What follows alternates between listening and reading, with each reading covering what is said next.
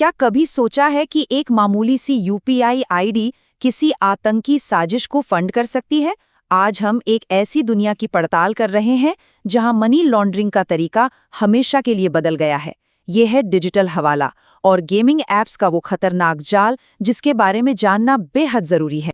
तो हवाला के नए दौर में स्वागत है। अब कैश से भरे सूटकेस नहीं चलते, बस एक ऐप चलता है। फिल्मों वाले वो सीन अब भूल जाइए, क्योंकि असली खेल तो अब हम सबके मोबाइल की स्क्रीन पर हो रहा है। और क्या पता, हम भी अनजाने में इसका एक हिस्सा बन रहे हों। वो जमाना गया जब कैश लेकर जाने के लिए लोग होते थे जिन्हें अंगड़िया कहते थे। अब वो सब पुरानी बातें हो गईं। आज का कुरियर अदृश्य है, वो डिजिटल है, और हाँ, पहले से कई ज्यादा तेज और शातिर है। असल में मनी लॉन्ड्रिंग अब पूरी तरह से एक ऐप बेस्ड सर्विस बन चुकी है। तो सवाल ये है कि आखिर ये सब होता कैसे है? इसकी शुरुआत होती है इस पूरी चेन की सबसे पहली और सबसे कमजोर कड़ी से। एक ऐसा इंसान जिसे जांच करने वाली एजेंसियां म्यूल कहती हैं। ये वो आम लोग हैं जिन्हें इस जाल में फंसाया जाता है, और अक्सर तो उन्हें इसकी भनक तक नहीं होती। जरा सोचिए, कोई स्टूडेंट है जिसे पॉकेट मनी के लिए थोड़े और पैसे चाहिए। उसे एक ऑनलाइन ऑफर मिलता है, आसान काम, आसान पैसा। करना क्या है, बस अपने बैंक अकाउंट से कुछ पैसे इधर से उधर करने हैं। उसे ये बिल्कुल नहीं पता होता कि वो एक बहुत बड़े क्रिमिनल नेटवर्क का सिर्फ एक मोहरा बन चुका है। बस इसी को कहते हैं म्यूल अकाउंट।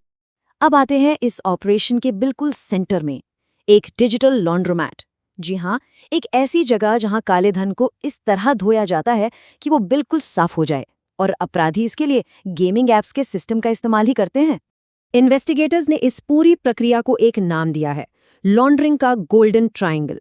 इसका पहला कोना है म्यूल अकाउंट्स को तैयार करना, दूसरा कोना है गेमिंग ऐप्स के जरिए पैसे की कई परतें बनाना ताकि उसका असली सोर्स छिप जाए, और तीसरा और आखिरी कोना क्रिप्टो, जिसके इस्तेमाल से पैसे को सिस्टम से ऐसे गायब किया जाता है कि उसे ढूंढना नामुमकिन हो। ये जो गेमिंग और बेटिंग ऐप्स हमें दिखते हैं ना, ये असल में डिजिटल वॉशिंग मशीन की तरह काम करते हैं। मतलब ऊपर से देखने में ये बिल्कुल असली गेमिंग प्लेटफॉर्म लगेंगे, लेकिन पर्दे के पीछे इनका पूरा सिस्टम फिक्स होता है। इनका बस एक ही मकसद है, काले धन को एक अकाउंट से दूसरे में, दूसरे से तीसरे में घुमाकर उसे पूरी तरह से साफ कर देना। आप जरा इस नंबर को देखिए, 6,000 करोड़ रुपए। महादेव बेटिंग ऐप स्कैम इसका सबसे बड़ा और सबसे डरावना उदाहरण है। सोचिए, सिर्फ एक ऑपरेशन में लगभग 6,000 करोड़ रुपए की लॉन्ड्रिंग हुई। ये रकम बताती है कि ये खेल कितना बड़ा और कितना खतरनाक है। और ऐसा नहीं है कि ये बस एक ही मामला था। हाल ही में विंजो गेम्स से जुड़े एक केस में अथॉरिटीज ने 505 करोड़ रुपए की संपत्ति फ्रीज की है। ये दिखाता है कि ये समस्या कितनी फैल चुकी है और इसे रोकने के लिए कितनी बड़ी लड़ाई चल रही है। एनफोर्समेंट डायरेक्टोरेट यानी ईडी की कार्रवाई लगातार जारी है।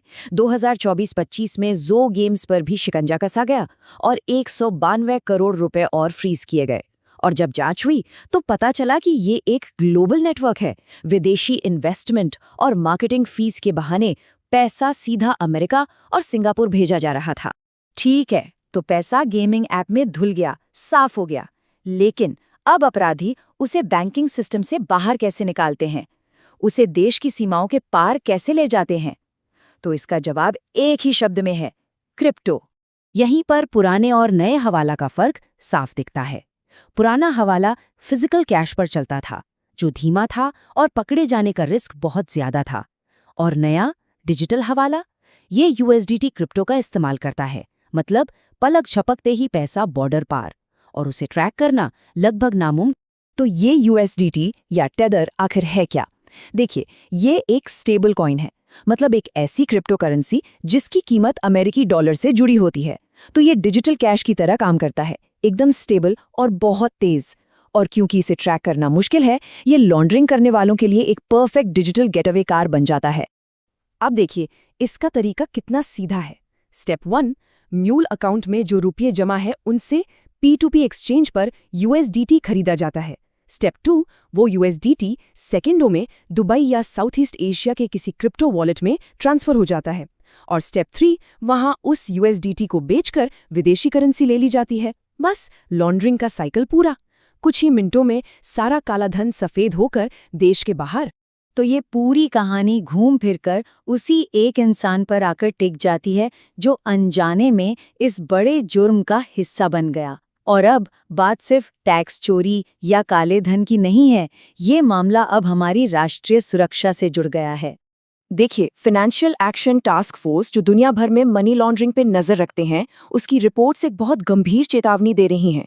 वो कहती हैं कि वर्चुअल डिजिटल एसेट्स और ऑनलाइन गेमिंग का इस्तेमाल अब आतंकी फंडिंग के लिए भी तेजी से बढ़ रहा है। इसका सीधा मतलब ये है कि एक मामूली सा यूपीआई आईडी अनजाने में किसी आतंकी हमले को फंड कर सकता है। इससे एक बहुत बड़ा और जरूरी सवाल खड़ा होता है, क्या आम लोगों को जानबूझकर निशाना बनाया जा रहा है ताकि उन्हें म्यूल बनाया जा सके, वो भी उनकी जानकारी के बिना? और सारे सबूत एक ही तरफ इशारा करते हैं, एक जोरदार हाँ। तो आखिर में खुद को और अपने जानने वालों को इस जाल से कैसे बचाया जाए? कुछ बहुत सिंपल नियम हैं। पहला, कभी भी अपना बैंक अकाउंट किसी को किराए पर न दे। दूसरा, आसान कमीशन वाली नौकरियों के लालच में कभी न पड़े।